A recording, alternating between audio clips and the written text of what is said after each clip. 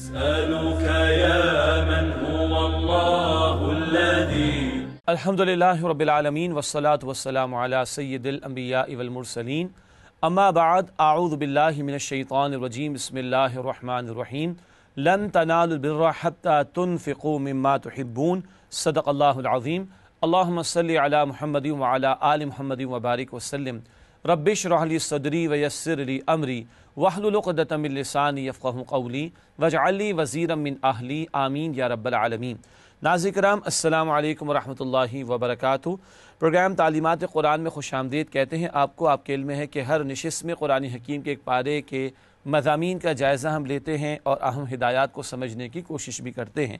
تعلیمات قرآن سیریز میں آج انشاءاللہ پارہ نمبر 4 یعنی چوتھے پارے کا ہم مطالعہ کریں گے۔ آئیے ہمیشہ کی طرح سب سے پہلے تعارف آپ کے سامنے رکھتے ہیں۔ تعارف کے حوالے سے پہلی بات ہے قرآن کریم کے پارہ نمبر 4 کا مطالعہ، یہ نقطہ ہمیشہ پہلے ہی بیان ہو جاتا ہے۔ اگلا نقطہ ہے تعارف کے حوالے سے سورہ آل عمران رکوع نمبر 10 تا 20 یعنی آیات 92 تا 200 کا مطالعہ پیش خدمت ہوگا انشاءاللہ۔ یعنی یہ آیات ہیں آل عمران کی 92 تا 200 جو چوتھے پارے میں شامل ہیں۔ اس کے علاوہ سورۃ النساء رکوع نمبر 1 تا 3 یعنی آیات 1 تا 23 کا بھی ہم مطالعہ کریں گے، اور یہ سورہ نساء چوتھے ہی پارے میں اس کا آغاز ہو جاتا ہے اور اس کی 23 آیات چوتھے پارے میں شامل ہیں۔ اس کے بعد مقاصد مطالعہ کی طرف چلتے ہیں، یعنی لرننگ آبجیکٹیوز کیا ہیں۔ یہ ہمیشہ سیم رہتے ہیں ہمارے ہر پروگرام میں، لیکن بہرحال بیان کرتے ہیں آپ کے سامنے۔ مقاصد مطالعہ میں پہلی بات ہے پارہ نمبر 4 کی آیات کے مضامین کا جائزہ، اور مقصود یہ ہوتا ہے کہ نکات کی صورت میں پارے کا ایک اوور ویو ہمارے سامنے آ جائے۔ پھر منتخب آیات کا مطالعہ، چند آیات کا ہمیشہ انتخاب کیا جاتا ہے ہر پارے میں سے جن میں اکثر ہمارے لیے عملی رہنمائی اور ہدایات کا سامان ہوتا ہے۔ مزید برآں زیر مطالعہ آیات میں بیان شدہ اہم اوامر و نواہی کا تذکرہ ہمیشہ ہم کرتے ہیں، کیا کرنے کے کام اور کن کاموں سے روکا گیا، ڈوز اینڈ ڈونٹس، ان کا بیان بھی آج چوتھے پارے کے حوالے سے آپ کے سامنے رکھیں گے۔ بات کو آگے بڑھاتے ہیں اور چوتھے پارے کے مضامین کا جائزہ شروع کرتے ہیں۔ آل عمران کی آیت نمبر 92 سے چوتھے پارے کا آغاز ہوتا ہے۔ لکھا ہے نیکی کا مظہر اول محبوب شے کا انفاق۔ یہاں بتایا گیا کہ نیکی مکمل کب ہوگی؟ جب تم اپنی محبوب ترین شے کو اللہ کی راہ میں خرچ کرو۔ اللہ ہمیں انفاق کرنے کی توفیق عطا فرمائے۔ پھر آیات 93 تا 95 من گھڑت بات اللہ کی طرف منسوب کرنا ظلم ہے۔ یہ اہل کتاب خصوصاً یہود کی بھی حرکتیں تھیں، من چاہی باتوں کو دین کے طور پر اختیار کرتے اور کہتے کہ یہ اللہ کی طرف سے ہے، یہ بات ظلم ہے۔ پھر آیات 96 تا 97 عظمت کعبہ اور فرضیت حج۔ پہلا گھر جو اللہ کی عبادت کے لیے تیار ہوا، مقرر ہوا، وہ خانہ کعبہ، اور صاحب استطاعت لوگوں پر حج کی فرضیت کا بیان آیا ہے۔ اس کے بعد آیات 98 تا 101 اہل کتاب کی مسلمانوں سے دشمنی، اس کا تذکرہ ہوا۔ پھر آیات 102 تا 104 فوز و فلاح کے لیے سہ نکاتی لا عمل، بڑا جامع مقام ہے، اس پر آگے بھی ہم بات کریں گے۔ تقوی اختیار کرے ہر بندہ مومن، قرآن کی رسی کو تھامو اور دوسروں کو مل جل کر نیکی کے دعوت دو، بدی سے روکو۔ یہ 3 ذمہ داریاں امت کی بیان کی گئی ہیں۔ اس کے بعد آیات 105 تا 109 روز قیامت کچھ چہرے روشن اور کچھ چہرے سیاہ ہوں گے، اللہ ہمیں روشن چہرے عطا فرمائے۔ پھر آیت نمبر 110 مقصد امت امر بالمعروف و نہی عن المنکر، اس امت کو کیوں برپا کیا گیا؟ نیکی کا حکم دینے اور بدی سے روکنے کے لیے۔ اس کے بعد سورہ آل عمران کی آیات 111 تا 112 امت ذلیل و رسوا کیوں ہوتی ہے؟ جب امت والی ذمہ داری کو ادا کرنا چھوڑ دے تو ذلت اور رسوائی اس کا مقدر بنتی ہے۔ آج بھی امت کی جو صورتحال ہے اس کا جواب اس مقام پر قرآن دے رہا ہے۔ اس کے بعد آیات 113 تا 115 ذلیل و رسوا امت میں بھی صالحین کا گروہ ہوتا ہے۔ یہ قرآن کا توازن ہے کہ اگر کچھ خیر بدترین لوگوں میں بھی کچھ لوگوں میں موجود ہے تو قرآن اس کو بھی ہائی لائٹ کرتا ہے، اور دعوت دین کے حوالے سے نقطہ بڑا قیمتی ہے کہ سامنے والے کی خوبیوں کو بھی آشکارا کیا جائے، اس کا ذکر کر کے ان کی دلجوئی کر کے ان تک دعوت پہنچائی جائے۔ اس کے بعد آیات 116 تا 120 اہل کتاب دشمن ہیں، ان سے دلی دوستی مت کرو۔ یہ بات تیسرے پارے میں بھی آئی تھی، یہاں بھی آئی کہ دلی دوستی مسلمان کی فقط مسلمان سے ہو سکتی ہے، کافروں سے دلی قلبی دوستی سے روکا گیا ہے۔ اس کے بعد آیات 121 تا 127 اللہ کی طرف سے نصرت کی بشارت، اہل ایمان جو ڈٹے رہیں اللہ کے دین کے لیے۔ اور پھر غزوہ احد کا بیان بھی یہاں پر شروع ہوتا ہے۔ تو اللہ کی خاطر مخلص ہو جاؤ تو اللہ کی مدد تمہارے شامل حال ہوگی، اللہ کی نصرت تمہارے شامل حال ہوگی۔ اس کے بعد آیات 128 سے 129، ہدایت دینے کا اختیار صرف اللہ کا ہے، جس کو چاہے ہدایت دے دے، جس کو چاہے گمراہ کر دے، یہ اختیار بندوں کا نہیں اللہ کا ہے۔ ناظرین کرام، اس کے بعد سورہ آل عمران کی آیت نمبر 130، سود مرکب یعنی کمپاؤنڈ انٹرسٹ کی حرمت۔ البقرہ میں سود مفرد یعنی سمپل انٹرسٹ کی ممانعت بھی ہے، وہ آیات بعد میں آئیں۔ یہ آیت پہلے آئی تھی، انٹرسٹ جو کہ کمپاؤنڈ ہے پہلے اس کی ممانعت، اور پھر سود مفرد یعنی سمپل انٹرسٹ کی ممانعت قرآن نے البقرہ میں عطا فرمائی۔ پھر آیات 131 سے 133 اہل ایمان کے لیے قیمتی ہدایات، اور یہ بھی بتایا گیا کہ جنت والوں کی صفات کیا ہوتی ہیں۔ آیات 134 سے 136 متقی کون ہیں، متقین کی صفات بیان کی گئی اور جنت والوں کا بھی ذکر ہوا ہے۔ پھر آیات 137 سے 138 حصول ہدایت کے دو ذرائع بیان ہوئے، تاریخ سے عبرت اور آیات قرآنیہ سے فیض۔ آیات قرآنی سے ایمان ملتا اور بڑھتا ہے، اور تاریخی واقعات جو قرآن بیان کرتا ہے ان سے عبرت کا بھی سامان ہوتا ہے۔ پھر آیت نمبر 139 مسلمانوں کا عروج ایمان سے مشروط ہے، قلبی حقیقی ایمان دلوں میں ہو تو اللہ فرماتے تم ہی غالب رہو گے۔ آیات 140 سے 143 اہل ایمان ہمت نہ ہارے، غزوہ احد کا بیان ہے، مسلمانوں کو پھر نقصان بھی اٹھانا پڑا، اس وقتی نقصان کے تعلق سے اللہ تعالیٰ تسلی دے رہے ہمت نہ ہارو، تم نے بھی تو بدر میں 70 ان کے قتل کیے تھے۔ آیت نمبر 144 سورہ آل عمران، نبی صلی اللہ علیہ وسلم کی مشن سے وابستگی رکھو، اللہ کے دین کی نصرت میں لگے رہو۔ آیت نمبر 145 موت کا وقت طے شدہ ہے، ایسے نہیں کہ قتال کے میدان میں اتر ہی کر موت آئے گی، بلکہ جو جہاں ہے اس کو اس کے وقت پر ہی معین وقت پر موت آ جائے گی۔ آیات 146 سے 148 اللہ والے اللہ کی راہ میں جنگ کرتے ہیں، اللہ والے میدان عمل میں اترتے ہیں، باطل کی آنکھوں میں آنکھیں ڈال کر بات بھی کرتے ہیں، اور جنگ کا موقع آتا ہے تو جنگ بھی کرتے ہیں، البتہ اللہ والوں کی جنگ اللہ کے کلمے کی سربلندی کے لیے ہوا کرتی ہے۔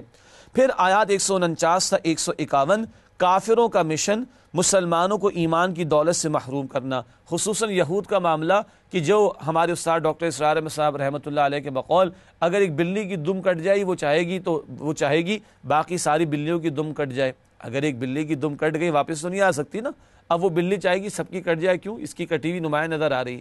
تو یہود تو ایمان سے دور ہو گئے، اب چاہتے مسلمانوں کو بھی ایمان سے دور کر دیں معاذ اللہ۔ اس کے بعد آیت نمبر 152 نظم کی خلاف ورزی فتح شکست میں بدل گئی۔ غزوہ احد کا بیان، ایک خاص مقام پر کچھ ساتھیوں کو نبی علیہ السلام نے متعین کیا اور وہاں سے ہٹنے سے منع فرمایا، ایک خطا ہوئی اور پھر 70 مسلمان شہید ہوئے۔ نظم ڈسپلن کی خلاف ورزی ہوئی، مقامی ایک امیر جن کو اللہ کے رسول علیہ السلام نے مقرر کیا تھا، جب ان کی بات نہیں مانی گئی تو پھر یہ خلاف ورزی کے نتیجے میں ایک بڑا نقصان اٹھانا پڑا۔ اس کے بعد آیت نمبر 153 مشکلات پر مشکلات کی حکمت تاکہ تم اور کندن بن سکو، مشکلیں اتنی پڑی مجھ پہ کہ آساں ہو گئیں، مصائب سے گزار کر تربیت کرائی جا رہی ہے۔ آیت نمبر 154 موت کا وقت ہی نہیں جگہ بھی طے ہے، قرآن کہتا ہے جہاں کہیں بھی تم ہوگے موت تمہیں آ لے گی۔ پھر آیت نمبر 155 بزدلی گناہوں کی وجہ سے پیدا ہوتی ہے، یہ گناہوں کی نحوست ہے جو آدمی کو بزدل بنا دیتی ہے، گناہ ایمان کو کم یا ختم کر دیتا ہے، اور جب ایمان دل میں نہیں تو بندہ پھر باطل کے مقابلے میں واقعتاً کھڑا نہیں ہو سکتا۔ اس کے بعد آیات 156 تا 158 اللہ کے راستے کی موت دنیا و ما فیہا سے بہتر ہے، جو اللہ کی راہ میں قتل یعنی شہید ہو گیا اس کو تو قرآن کہتا ہے حیات جاودہ عطا ہوتی ہے۔ آیت نمبر 159 ہے امیر جماعت کے لیے ہدایت، خطاب اللہ کے رسول علیہ السلام سے ہے، مگر ہر دور کے اہل ایمان کے جو ذمہ داران ہیں ان کو ہدایت دی جا رہی ہے، لنت لہم، نرمی کا معاملہ کرنا اور لوگوں سے درگزر کرنا، ساتھیوں کو مشورے میں شامل کرنا تاکہ سینس آف پارٹیسپیشن ان کے اندر ڈیولپ ہو۔ پھر آیت نمبر 160 فیصلہ کن شے اللہ کی مدد ہے، اگر اللہ تمہاری مدد فرمائے کوئی تم پر غالب نہیں آ سکتا، قرآن کہتا ہے اس مقام پر، اور اگر اللہ اپنی مدد کا ہاتھ تم سے ہٹا لے تو پھر بتاؤ اس کے بعد کون تمہاری مدد کرے گا۔ پھر آیات 161 تا 163 نبی صلی اللہ علیہ وسلم کی دیانت داری اور اخلاص مسلم ہے، آپ تو اللہ کے پیغمبر، خطاؤں سے بھی پاک اور سب سے بڑھ کر اللہ کی فرمانبرداری کرنے والے اور اہل ایمان کے ساتھ عمدہ رویہ اختیار کرنے والے، آپ کے اخلاص کا ذکر ہوا۔ پھر آیت نمبر 164، نبی صلی اللہ علیہ وسلم نے صالحین کی جماعت کیسے تیار کی، 4 باتوں کا ذکر آیا، قرآن کی آیات کی تلاوت، قرآن کے ذریعے تزکیہ، قرآن کے احکام کی تعلیم، اور لوگوں کو حکمت اور دانائی کی باتیں جو قرآن نے بیان فرمائی وہ سکھانا۔ قرآن کے ذریعے محنت کر کے صحابہ کی وہ جماعت اللہ کے نبی علیہ السلام نے تیار کی جو بدر میں بھی اتری، اور اللہ نے ان کو غلبہ دین کے لیے قبول فرمایا، جد و جہد کے لیے، اور اللہ نے ان کی نصرت بھی فرمائی۔ پھر آیات 165 تا 168، احد میں شکست کی وجہ اور حکمت۔ وجہ تو ایک یہ بھی تھی کہ اپنے مقامی امیر کی بات نہ مانی، لیکن حکمت کیا تھی؟ ایسا موقع آیا، تبھی تو 70 صحابہ شہید ہوئے۔ یہ مواقع آتے ہیں تو جام شہادت نوش کرنے کا موقع بھی ملتا ہے۔ پھر آیات 169 تا 171، شہداء کے لیے انعامات، اللہ کی راہ میں قتل یعنی شہید ہو جانے والوں کو ہمیشہ کی زندگی عطا ہوتی ہے، اور اللہ کے ہاں سے انہیں رزق بھی عطا ہوتا ہے، ارشاد ہو رہا ہے اس مقام پر۔ پھر آیات 172 تا 178، زخموں سے چور صحابہ رضی اللہ تعالی عنہم اجمعین کی جرت و بہادری، وقتی طور پر ایک نقصان اٹھانا پڑا مگر صحابہ سنبھلے اللہ کے نبی علیہ السلام کی قیادت میں، اور پہ کفار کا انہوں نے پیچھا بھی کیا ہے۔ پھر آیت نمبر 179 آزمائش مومن اور منافق کو جدا کر دیتی ہے۔ یہی احد کا میدان تھا، مشہور بات ہے، عبداللہ بن ابی منافقین کا سردار 300 منافقون کو لے کر علیحدہ ہو گیا۔ تو یہ ایسے مواقع آتے تو کھرے کھوٹے کا فیصلہ ہوتا ہے، ایمان والے اور منافقین جدا جدا ہو کر سامنے آ جاتے ہیں۔ اس کے بعد اگلا مقام اور اگلی آیت، آیت نمبر 180 آل عمران، بخل روز قیامت گلے کا طوق ہوگا۔ یہ یہود کی طرف بھی اشارہ، اور وہ لوگ کہ جو مال بچا بچا کر رکھے اللہ کی راہ میں خرچ نہ کریں، کل یہ گلے کا طوق ہوگا، جہنم میں عذاب دیا جا رہا ہوگا۔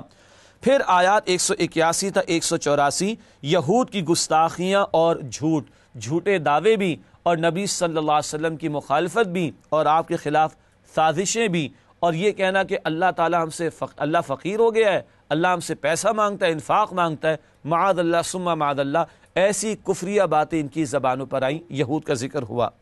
آیت نمبر 185، اصل کامیابی جہنم سے نجات ہے، بتایا گیا جو جہنم سے بچایا گیا اور جنت میں داخل کیا گیا یقیناً وہ کامیاب ہوا، اللہ ہم سب کو یہ کامیابی عطا فرمائے۔ اس کے بعد سورہ آل عمران کی آیت نمبر 187، اہل کتاب کی اللہ کی کتاب سے بے وفائی، اللہ کی کتاب کو فراموش کر ڈالا اور اللہ کے غضب کا وہ شکار ہوئے۔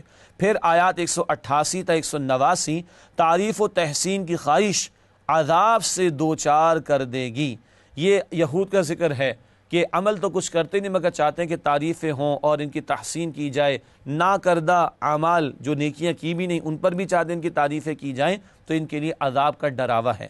پھر آیت نمبر 190، کائنات کی تخلیق پر غور اللہ کی معرفت کے حصول کا ذریعہ۔ یہ آخری آیات بڑی پیاری، اور جس رات نازل ہوئی رسول اللہ علیہ السلام پوری رات روتے بھی رہے، عظمت الہی کا بیان بھی، آخرت کی فکر کا بیان بھی، اور نیک اعمال کا ذکر بھی اس مقام پر آیا۔ آیت نمبر 190، کائنات میں غور و فکر کی دعوت کہ اس سے اللہ کی معرفت حاصل ہوتی ہے۔ پھر آیات 190 تا 192، سلوک قرآنی، سلوک کہتے طریقے کو، راستے کو، میتھڈالوجی کو۔ قرآن بندوں کی تربیت کے لیے کیا طریقہ دیتا ہے؟ ذکر اور فکر، اللہ کی اس کائنات پر غور و فکر بھی کرنا، اور کھڑے ہونے کی حالت میں، بیٹھنے کی حالت میں، لیٹتے ہوئے بھی اللہ کا ذکر کرنا۔ جب یہ دو باتیں جمع ہوں تو بندہ واقعتاً اللہ کا بندہ بنتا ہے، نظری اعتبار سے بھی اور عملی اعتبار سے بھی۔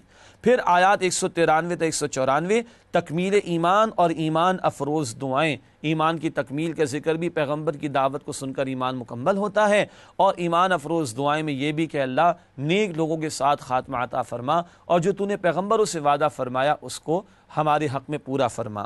پھر آیت نمبر 195، قبولیت دعا کا وعدہ، یہ دعا اللہ قبول بھی فرمائے گا، اور اللہ نے ایمان والوں کے لیے اجر عظیم تیار بھی کر رکھا ہے، اس کا ذکر ہوا۔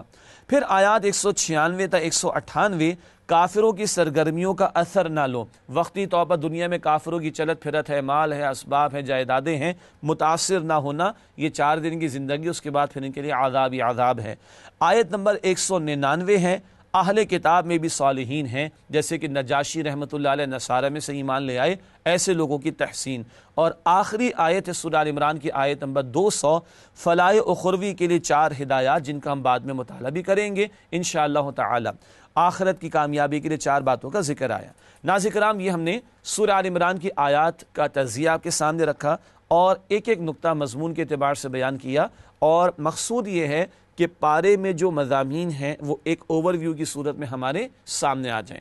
بات کو آگے بڑھاتے ہیں، سورہ آل عمران کی منتخب آیات کا مطالعہ آپ کے سامنے پیش کرتے ہیں۔ چوتھا پارہ آج ہم سمجھ رہے ہیں، اور اس میں آل عمران کی جو آیات ان میں سے کچھ منتخب آیات۔ سب سے پہلے سورہ آل عمران آیت نمبر 92، آیت نمبر 92، اسی سے چوتھے پارے کا آغاز ہوتا ہے۔ محبوب ترین شے کا انفاق، ارشاد ہوا لن تنالوا البر حتى تنفقوا مما تحبون وما تنفقوا من شيء فإن الله به عليم۔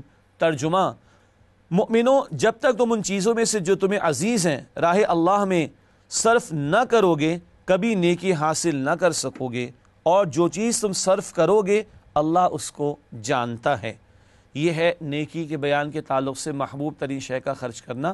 نقطہ پیش خدمت ہے، نیکی میں کمال کے لیے محبوب ترین شے کی قربانی ضروری ہے، چاہے وہ جان ہو، چاہے وہ مال ہو، چاہے وہ وقت ہو، چاہے وہ اولاد ہو، چاہے وہ صلاحیتیں ہوں، ان سب کو کھپانا ہے، محبوب ترین شے کو لگانا ہے، تب نیکی مکمل ہوگی۔ اللہ مجھے اور آپ کو توفیق عطا فرمائے۔ اگلی آیت، آیت نمبر 97 آل عمران کی، فرضیت حج کا بیان۔ ارشاد ہوا فیہ آیات بینات مقام ابراہیم ومن دخلہ کان آمنا وللہ علی الناس حج البیت من استطاع الیہ سبیلا ومن کفر فإن اللہ غنی عن العالمین۔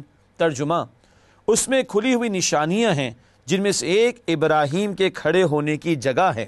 جو شخص اس مبارک گھر میں داخل ہوا اس نے امن پا لیا، اور لوگوں پر اللہ کا حق یعنی فرض ہے کہ جو اس کے گھر تک جانے کا مقدور رکھے وہ اس کا حج کرے، اور جو اس حکم کی تعمیل نہ کرے گا تو اللہ تعالیٰ بھی اہل عالم سے بے نیاز ہے۔ یہ آل عمران کی آیت نمبر 97۔ نقطہ کیا ہے؟ استطاعت کے باوجود حج نہ کرنا عملی طور پر کفر ہے۔ زندگی میں صاحب استطاعت لوگوں پر ایک مرتبہ حج ادا کرنا فرض ہے۔ اللہ ہم سب کو توفیق عطا فرمائے، وسائل بھی عطا فرمائے، آسانی بھی فرمائے، لیکن جو جانتے بوجھتے وسائل کے باوجود، استطاعت کے باوجود حج نہ کرے وہ کافر ہے۔ مراد عملی اعتبار سے وہ کفر کر رہا ہے۔ اللہ تعالیٰ اس سے محفوظ رکھے اور ہمیں حج کی استطاعت بھی عطا فرما دے اور ادائیگی کی توفیق بھی عطا فرما دے۔ اس کے بعد اگلی آیت جس کا انتخاب کیا گیا سورہ آل عمران کی آیت نمبر 103، اللہ کی رسی قرآن، اس کو تھامنے کا حکم۔ ارشاد ہوا وَاعْتَصِمُوا بِحَبْلِ اللَّهِ جَمِيعًا وَلَا تَفَرَّقُوا وَاذْكُرُوا نِعْمَةَ اللَّهِ عَلَيْكُمْ إِذْ كُنْتُمْ أَعْدَاءً فَأَلَّفَ بَيْنَ قُلُوبِكُمْ فَأَصْبَحْتُمْ بِنِعْمَتِهِ إِخْوَانًا وَكُنْتُمْ عَلَى شَفَا حُفْرَةٍ مِّنَ النَّارِ فَأَنْقَذَكُم مِّنْهَا كَذَلِكَ يُبَيِّنُ اللَّهُ لَكُمْ آيَاتِهِ لَعَلَّكُمْ تَهْتَدُونَ۔ ترجمہ کرتے اس آیت کا، آل عمران آیت نمبر 103۔ اور سب مل کر اللہ کی ہدایت کی رسی کو مضبوط پکڑے رہنا اور متفرق نہ ہونا، اور اللہ کی اس مہربانی کو یاد کرو جب تم ایک دوسرے کے دشمن تھے تو اس نے تمہارے دلوں میں الفت ڈال دی اور تم اس کی مہربانی سے بھائی بھائی ہو گئے، اور تم آگ کے گڑھے کے کنارے تک پہنچ چکے تھے تو اللہ نے تم کو اس سے بچا لیا۔ اس طرح اللہ تم کو اپنی آیتیں کھول کھول کر سناتا ہے تاکہ تم ہدایت پاؤ۔ ناظرین کرام، یہ سورہ آل عمران کی آیت نمبر 103 کا ترجمہ ہوا۔ نسألك يا من هو الله الذي نسألك يا من هو الله الذي۔ آئیے چند نکات تشریح کے آپ کے سامنے رکھتے ہیں۔ پہلا نقطہ، قرآن کو تھامنے سے مراد اس کے حقوق کو ادا کرنا ہے۔ اللہ کی رسی قرآن ہے، یہ جامع ترمذی کی روایت میں بھی بات موجود ہے، اور قرآن کو تھامنے سے مراد آگے سمجھ رہے ہیں اس کے حقوق کو ادا کرنا۔ قرآن کے 5 حقوق ہیں۔ ہمارے استاد ڈاکٹر اسرار احمد صاحب رحمۃ اللہ علیہ کا معروف کتابچہ بھی ہے مسلمانوں پر قرآن مجید کے حقوق۔ 5 حقوق انہوں نے بیان فرمائے۔ نمبر 1 ایمان، نمبر 2 تلاوت، نمبر 3 سمجھنا، نمبر 4 عمل کرنا، اور نمبر 5 پھیلانا۔ یہ 5 حقوق ہمیں ادا کرنے، ایمان دل سے بھی، تلاوت باقاعدہ قرآن کو سیکھنے سمجھنے کی کوشش، انفرادی زندگی میں عمل کریں، اجتماعی زندگی میں نافذ کرنے کی جد و جہد کریں، اور 4 دانگ عالم میں سارے لوگوں تک، انسانوں تک اس کے پیغام کو پہنچانے کی کوشش کریں۔ مزید آگے لکھا ہے قرآن کو تھامنے کی برکات۔ قرآن کو واقعتاً تھام لیا جائے تو پھر کیا ہوتا ہے؟ دشمنیاں ختم ہو جائیں گی، نفرتیں ختم ہو جائیں گی، آگ کے گڑھے سے اللہ تمہیں بچا لے گا، ہدایت تمہیں عطا فرما دے گا۔ یہ ساری برکتیں اس ایک آیت میں اللہ سبحانہ و تعالیٰ نے عطا فرمائی ہیں۔ اس کے بعد اگلی آیت ہے آیت نمبر 110 جس کا انتخاب کیا گیا، امت کی ذمہ داریاں۔ ارشاد ہوا کنتم خیر امۃ اخرجت للناس تأمرون بالمعروف وتنہون عن المنکر وتؤمنون باللہ ولو آمن اہل الکتاب لکان خیرا لہم منہم المؤمنون واکثرهم الفاسقون۔ ترجمہ، مؤمنوں، جتنی امتیں یعنی قومیں لوگوں میں پیدا ہوئیں، تم ان سب سے بہتر ہو کہ نیک کام کرنے کو کہتے ہو اور برے کاموں سے منع کرتے ہو اور اللہ پر ایمان رکھتے ہو، اور اگر اہل کتاب بھی ایمان لے آتے تو ان کے لیے بہت اچھا ہوتا۔ ان میں ایمان لانے والے بھی ہیں لیکن تھوڑے، اور اکثر نافرمان ہیں۔ یہ آیت نمبر 110 کا ترجمہ مشہور آیت ہے خیر امت والی۔ ہم خیر امت سمجھتے تو ہیں اپنے آپ کو، مگر قرآن خیر امت کی ذمہ داریوں کو بھی بیان فرماتا ہے۔ چنانچہ آگے ہم نے لکھا ہے، خیر امت ہونے کے لیے ذمہ داریوں کی ادائیگی لازم ہے۔ نیکی کا حکم دینا، بدی سے روکنا، یہ ہے اس امت کی ذمہ داری۔ پہلے یہ رسولوں کی ذمہ داری تھی، اب یہ آخری امت کی ذمہ داری ہے۔ آگے مزید لکھا ہے، آج ذلت اور رسوائی کی بنیادی وجہ ذمہ داریوں کی عدم ادائیگی ہے۔ یہ نیک عمل کرنے کی دعوت دینا، خیر کی دعوت دینا اور امر بالمعروف کرنا، نہی عن المنکر کے فریضے کو انجام دینا، آج جب امت نے اس فریضے کو ترک کیا تو جو امت کی صورتحال ہے، آج کشمیر اور فلسطین اور افغانستان اور عراق، پہلے چیچنیا اور بوسنیا اور پھر اب برما اور نہ جانے دنیا کے کونوں میں کہاں کہاں جو ظلم و ستم مسلمانوں پر ہو رہا ہے، جو خون ہمارا پانی سے زیادہ سستا ہو گیا اور بہایا جا رہا ہے، یہ خیر امت کے ساتھ ہوتا ہے۔ آج اس ذلت کی بنیادی وجہ قرآن بتا رہا ہے کیا ہے، یہ تم نے فریضہ چھوڑ دیا امر بالمعروف اور نہی عن المنکر۔ اگلی آیت جس کا انتخاب کیا گیا وہ بھی بڑا پیارا مقام ہے، آیت ہے آل عمران کی 159، امیر اور ذمہ داروں کے لیے ہدایات۔ یہ امیر سے مراد کسی جماعت کا امیر، ذمہ دار کہیں بھی اجتماعیت میں ذمہ دار ہوں، ان کے لیے ہدایات۔ ارشاد ہوا، فَبِمَا رَحْمَةٍ مِّنَ اللَّهِ لِنْتَ لَهُمْ وَلَوْ كُنْتَ فَظًّا غَلِيظَ الْقَلْبِ لَانفَضُّوا مِنْ حَوْلِكَ فَاعْفُ عَنْهُمْ وَاسْتَغْفِرْ لَهُمْ وَشَاوِرْهُمْ فِي الْأَمْرِ فَإِذَا عَزَمْتَ فَتَوَكَّلْ عَلَى اللَّهِ إِنَّ اللَّهَ يُحِبُّ الْمُتَوَكِّلِينَ۔ ترجمہ کرتے ناظرین کرام، اس آیت کا ارشاد ہوا، اے نبی صلی اللہ علیہ وسلم، اللہ کی مہربانی سے آپ کی افتاد مزاج ان لوگوں کے لیے نر واقع ہوئی ہے، اور اگر آپ بدخو اور سخت دل ہوتے تو یہ آپ کے پاس سے بھاگ کھڑے ہوتے، تو ان کو معاف کر دیجئے اور ان کے لیے اللہ سے مغفرت مانگیے اور اپنے کاموں میں ان سے مشورہ کیجئے، اور جب کسی کام کا عزم مصمم کر لیں تو اللہ پر بھروسہ رکھیں، بے شک اللہ بھروسہ رکھنے والوں کو دوست رکھتا ہے۔ ناظرین کرام، یہ ترجمہ سورہ آل عمران آیت نمبر 159 کا۔ بہت قیمتی ہدایات۔ غزوہ بدر بھی پس منظر میں ہے، مگر عمومی اعتبار سے آپ کے سامنے بات کو رکھتے ہیں۔ پہلی بات، نرمی، شفقت اور دعا کا اہتمام۔ کیوں؟ یہ سب لوگ والنٹیئرز ہیں، یہ پیڈ لوگ نہیں ہیں، اور جو والنٹیئرز ہوں جماعتوں کے اندر، دینی جماعتوں کے اندر، ان کو تو جوڑے رکھنے کی ضرورت ہے، اس کے لیے نرمی بھی، شفقت بھی، اور ان کے لیے دعا کا اہتمام بھی۔ اگلی بات، مشورے میں شریک کرنا۔ کیوں؟ تاکہ لوگوں کا احساس ہو کہ ہماری بھی کوئی حیثیت ہے اور ہمیں بھی ویٹیج دی جاتی ہے، ہم سے بھی پوچھا جاتا ہے، ہم سے بھی معلوم کیا جاتا ہے، ایک سینس آف پارٹیسپیشن لوگوں میں ڈیولپ ہوگا۔ البتہ امیر مشورہ لے گا، لوگ مشورہ دیں گے، مگر فیصلہ امیر نے کرنا ہے۔ اس کے تعلق سے بتایا اللہ پر توکل۔ جب مشورے کے بعد ایک رائے قائم کر لی امیر نے، تو اب اللہ کا نام لے کر اس پر عمل درآمد کر ڈالے۔ یہ جماعتی زندگی کے لیے بڑی قیمتی ہدایات ہیں جو اس مقام پر عطا کی گئی ہیں۔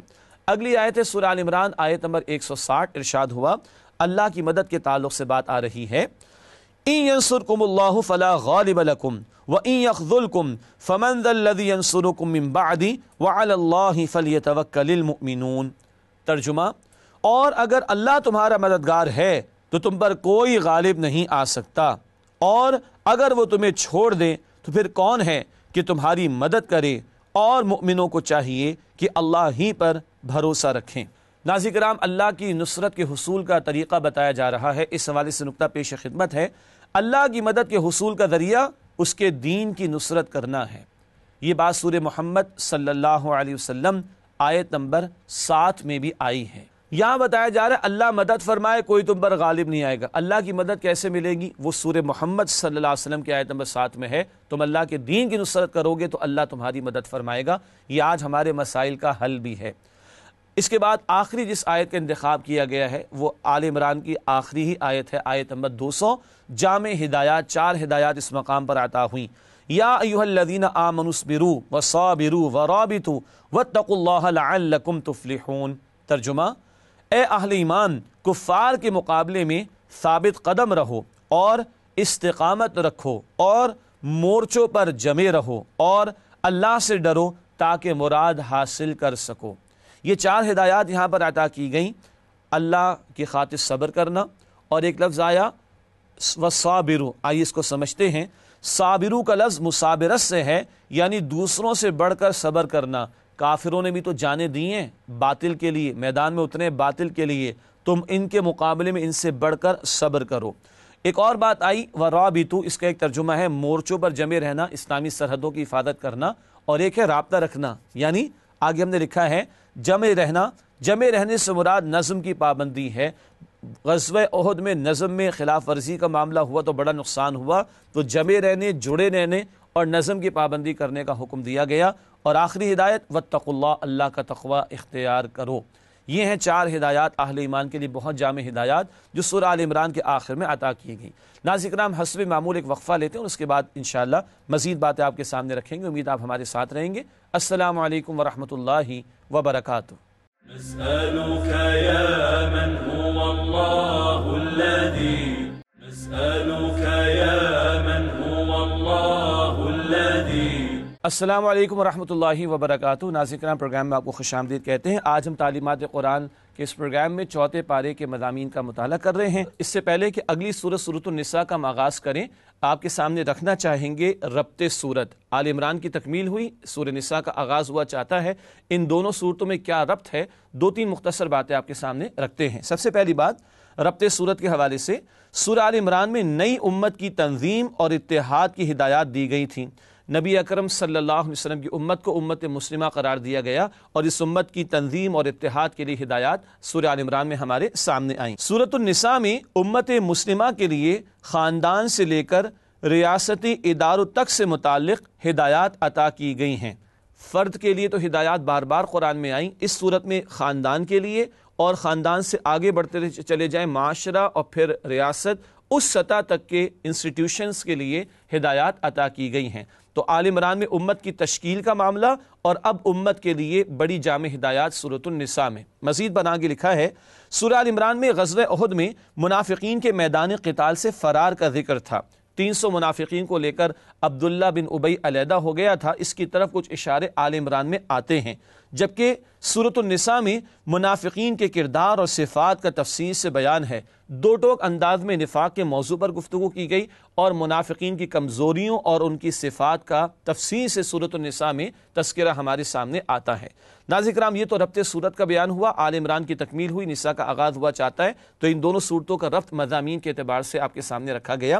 اس سے پہلے کہ سورۃ النساء کی آیات کے حوالے سے ہم تجزیہ کریں، سورہ نساء کے مضامین کا ایک جائزہ آپ کے سامنے رکھنا چاہیں گے، اور آیات کے بڑے گروپس کی صورت میں یہ مضامین کا تجزیہ ایک اوور ویو کے طور پر آپ کے سامنے رکھیں گے۔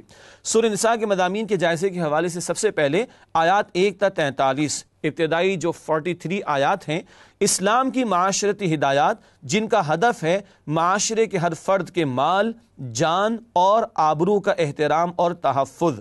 معاشرتی ہدایات عطا کی گئیں، عورتوں کے لیے، یتیموں کے لیے اور وارثوں کے لیے حقوق بیان کیے گئے، اور دیگر امور جو معاشرتی زندگی سے متعلق ہیں ان کے بارے میں بڑی اہم ہدایات اس مقام پر عطا کی گئیں۔ پھر آیات 44 سے 57 یہود کے جرائم کا بیان۔ آگے نفاق کے حوالے سے گفتگو آئے گی، لیکن یہود کا بھی تذکرہ اور ان کے جرائم کا ذکر بھی مختصراً سورہ نساء میں کیا گیا ہے۔ پھر ایک طویل سلسلہ کلام ہے، آیات 58 تا 149، اہل ایمان سے خطاب، منافقین کی 3 کمزوریوں کی مذمت۔ اہل ایمان کے لیے بھی ہدایات ہیں، اور منافقین کیونکہ کلمہ گو تھے تو ان سے بھی خطاب کا انداز یا ایھا الذین آمنوا ہوا کرتا ہے، لیکن خطاب کا انداز بتا دیا کرتا ہے کہ کب مخلص ایمان والوں کا ذکر ہے اور کب منافقین کا تذکرہ ہو رہا ہے۔ منافقین کی 3 کمزوریوں کی مذمت بار بار کی گئی سورۃ النساء کی آیات میں۔ پہلی بات، اطاعت رسول صلی اللہ علیہ وسلم سے گریز، فرار اختیار کرتے تھے رسول اللہ علیہ السلام کی اطاعت سے۔ آج ہمارے دور میں بھی منکرین سنت اور منکرین حدیث کے بھی معاملات کچھ اسی طرح کے ہیں۔ اگلا نقطہ نمبر 2، ہجرت سے پہلو تہی اللہ کی راہ میں گھر بار کو چھوڑنا، اس کے دین کی خاطر اپنے بیوی بچوں یا گھر بار کو چھوڑنا، اس کے لیے ہجرت کرنا ہے، لیکن منافقین پر یہ ہجرت کرنا بہت ہی بھاری تھا۔ اور تیسری بات، اللہ کی راہ میں جنگ سے فرار، قتال کا سن کر ہی ان کے ہوش اڑ جایا کرتے تھے۔ حالانکہ قتال کے میدان سے فرار اختیار کر کے بندہ موت سے بچ تو نہیں سکتا، مگر منافقین قتال فی سبیل اللہ سے جی چراتے، اس کمزوری کا بھی ذکر کیا گیا ہے۔ اور آخر میں آیات 150 سے 176 اہل کتاب کے جرائم اور اہل ایمان کے لیے ہدایات۔ تو ان آیات میں اہل کتاب کے جرائم کا تذکرہ بھی ہوا ہے اور اہل ایمان کے لیے بھی بڑی قیمتی ہدایات معاشرتی سطح پر اور دیگر حوالوں سے بھی عطا کی گئیں۔ ناظرین کرام، یہ ایک اوور ویو ہے سورۃ النساء کے مضامین کے جائزے کے اعتبار سے۔ اب آئیے بات کو آگے بڑھاتے اور آیات کا تجزیہ کرتے ہوئے اس پارے کے مضامین کو بھی سمجھتے ہیں اور سورۃ النساء کے بھی مضامین کا مزید جائزہ آپ کے سامنے رکھتے ہیں۔ سب سے پہلے سورۃ النساء آیت نمبر 1، مساوات انسانی کی بنیادیں۔ سب کا پیدا کرنے والا ایک اللہ اور سب کے اولین والدین آدم و حوا علیہ السلام اس ناطے سب برابر ہیں۔ آیات 2 تا 10، خواتین اور یتیموں کے حقوق، عورتوں کو مہر بھی دیا جائے، وراثت میں حصہ بھی دیا جائے، یتیموں کا مال ہڑپ نہ کیا جائے، ان کے ساتھ حسن سلوک کیا جائے۔ یہ بڑے قیمتی حقوق خواتین اور یتیموں کے حوالے سے بیان ہوئے آیات 2 تا 10 میں۔ آیات 11 تا 12، احکامات وراثت، زوجین کا کیا حصہ ہوگا، والدین کا کیا حصہ ہوگا، اولاد کا کیا حصہ ہوگا، بہن بھائیوں کا کیا حصہ ہوگا، یہ حصے اللہ تعالیٰ نے مقرر فرمائے۔ سورہ نساء کی آیت نمبر 11 اور 12 میں اس کا ذکر ہے۔ پھر آیات 13 تا 14، حدود اللہ کی اہمیت، اور نوٹ کیجئے گا وراثت کے احکامات کو حدود قرار دیا گیا، اور جو ان کی پاسداری کرے اس کے لیے جنت ہے، اور جو ان کی خلاف ورزی کرے ان کے لیے جہنم کا عذاب ہے۔ اللہ ہم سب کی حفاظت فرمائے جہنم کے عذاب سے۔ پھر آیات 15 تا 16، بدکاری کی سزا۔ زنا کے حوالے سے اولین ایک حکم آیا اور بعد میں سورہ نور میں آخری حتمی حکم اللہ تعالیٰ نے عطا فرمایا ہے۔ البتہ بدکاری کے تعلق سے کچھ سزا، اس کا ذکر آیات 15 سے 16 میں آیا۔ پھر آیات 17 تا 18، توبہ کا بیان۔ کن کی توبہ قبول ہوتی ہے؟ جو فوری توبہ کر لیں گناہ ہو جانے کے بعد، اور جو مرتے دم تک گناہ کرتے رہیں اور جب موت آئے تب توبہ کرے ان کی توبہ قبول نہیں ہوتی۔ یہ تفصیلات اس موقع پر عطا ہوئیں۔ پھر آیات 19 تا 21، خواتین کے حقوق، عورتوں کے ساتھ حسن سلوک کرنے کی ترغیب، اور اگر ایک ادا شوہر کو بیوی کی پسند نہ آئے تو دوسری ادا تلاش کرے، اللہ اس میں خیر پیدا فرما دے گا۔ ایسے حقوق اللہ تعالیٰ نے اس مقام پر عورتوں کے تعلق سے بیان فرمائے۔ پھر چوتھے پارے کے آخر میں آیات 22 تا 25، کن خواتین سے نکاح حرام ہے، وہ محرمات کی لسٹ عطا کی گئی، کن عورتوں سے نکاح نہیں کیا جا سکتا۔ اس چوتھے پارے کے اختتام پر یہ تفصیلات عطا کی گئیں۔ ناظرین کرام، یہ چند آیات ہیں سورہ نساء کی جو آخری حصے میں چوتھے پارے کے شامل ہیں، ان کا تجزیہ آپ کے سامنے رکھا گیا۔ اب چلتے ہیں چند منتخب آیات کے مطالعے کی طرف۔ سب سے پہلے سورہ نساء کی پہلی آیت کا مطالعہ پیش خدمت ہے، مساوات انسانی کا بیان۔ ارشاد ہوا، یا ایھا الناس اتقوا ربکم الذی خلقکم من نفس واحدہ وخلق منها زوجہا وبث منہما رجالا کثیرا ونساء واتقوا اللہ الذی تساءلون بہ والارحام ان اللہ کان علیکم رقیبا۔ سورہ نساء کی پہلی آیت ہے، ترجمہ کرتے ہیں۔ ارشاد ہوا، لوگوں اپنے پروردگار سے ڈرو جس سے تم کو ایک شخص سے پیدا کیا اور اس سے اس کا جوڑا بنایا، پھر ان دونوں سے کثرت سے مرد و عورت پیدا کر کے روئے زمین پر پھیلا دیے، اور اللہ سے جس کا نام لے کر تم سوال کرتے ہو ڈرو اور رحمی رشتوں کا خیال رکھو، کچھ شک نہیں کہ اللہ تمہیں دیکھ رہا ہے۔ ناظرین کرام، یہ سورہ نساء کی پہلی آیت کا ترجمہ ہے۔ بہت قیمتی مقام، تین باتیں پیش کریں گے۔ سب کا خالق ایک اللہ، سب کے والدین آدم و حوا علیہ السلام اس ناطے سب برابر ہیں، گورے کو کالے پر، کالے کو گورے پر کوئی فضیلت نہیں، جیسے کہ حجۃ الوداع کا خطبہ بھی ہے۔ ناظرین کرام، پروگرام کے آخر میں ایک فرمان نبوی صلی اللہ علیہ وآلہ وسلم پیش خدمت ہے، جس نے قرآن کریم کی طرف دعوت دی اسے سیدھے راستے کی ہدایت عطا کر دی گئی۔ جامع ترمذی کی روایت ہے۔ اللہ ہمیں دوسروں کو بھی قرآن کی طرف دعوت دینے کی توفیق عطا فرمائے۔ ناظرین کرام، اسی کے ساتھ آپ سے اجازت چاہیں گے اور اگلی نشست میں 5ویں پارے کے ساتھ حاضر خدمت ہوں گے۔ وآخر دعوانا ان الحمدللہ رب العالمین، والسلام علیکم ورحمۃ اللہ وبرکاتہ۔ نسألك يا من هو الله الذي